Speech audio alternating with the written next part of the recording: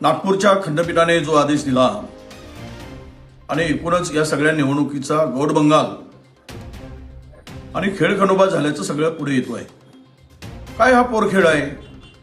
राज्य सरकार आणि निवडणूक आयोग याला दोनही जबाबदार आहेत। एकीकडे 31 जानेवारीपर्यंत निवडणुका घ्या असं सूर्यकांतच्या जे आता सीजे आहेत त्यांच्या खंडपीठाने हा निर्णय दिला होता, पण घाईघाईमध्ये चुकीचं इंटरप्रिटेशन करून सूर्यकांतजी यांच्या निर्णयाचं चुकीचं इंटरप्रिटेशन केलं गेलं। हे काय निवडणूक आयोगाला माहित नाही, पण सत्ताधाऱ्यांचा प्रचंड दबाव होता आणि आम्ही 27% आरक्षण ओबीसीला दिलं हे त्यांना लोकांच्या मनात हसून उतरवायचं होतं। अरे हा पोरखेळपणा कशाला करताय तुम्ही? हे सरकार कुठल्या दिशेनं काम करताय? आज निवडणूक आहे आणि उद्या मतमोजणी होणार होती, ती आता 21 वर गेली। म्हणजे ही संपूर्ण प्रक्रियामध्ये याला जबाबदार निवडणूक आयोग आहे आणि राज्य सरकार सुद्धा आहे।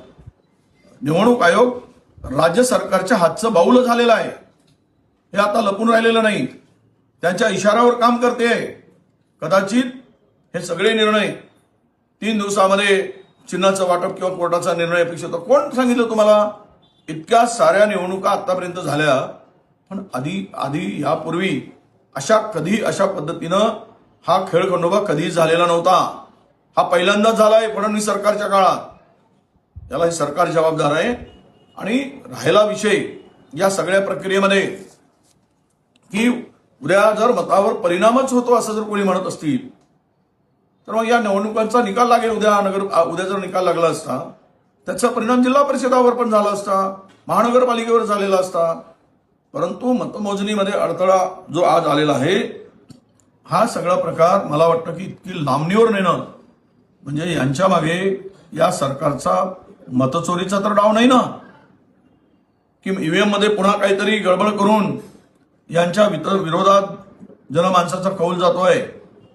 पैसे वाटताना यांचे लोक पकडले जात आहेत, प्रचंड पैशाचा वापर केला जातोय, सत्तेचा दबाव आणून लोकांना धमकवले जात आहे। लोकांना धमकवण्याबरोबरच एकमेकाला बघून घेण्याची भाषा, कापण्याची भाषा होत आहे। आणि हे सगळं झाल्यानं बघता सरकारच्या पायाखालची वाळू सरकलेली आहे। निकाल अपेक्षित सरकारच्या बाजूने येत नाही, म्हणून हा चोरीचा डाव, मतचोरीचा डाव यामागे असू शकतो। आता हे जर करून निवडणूक निकाल फिरवायचं जर यांनी प्रयत्न केला तर मात्र लोकशाहीचा गळा घोटण्याचं पाप हे महायुतीचं सरकार करत आहे, हा स्पष्ट संदेश जाईल।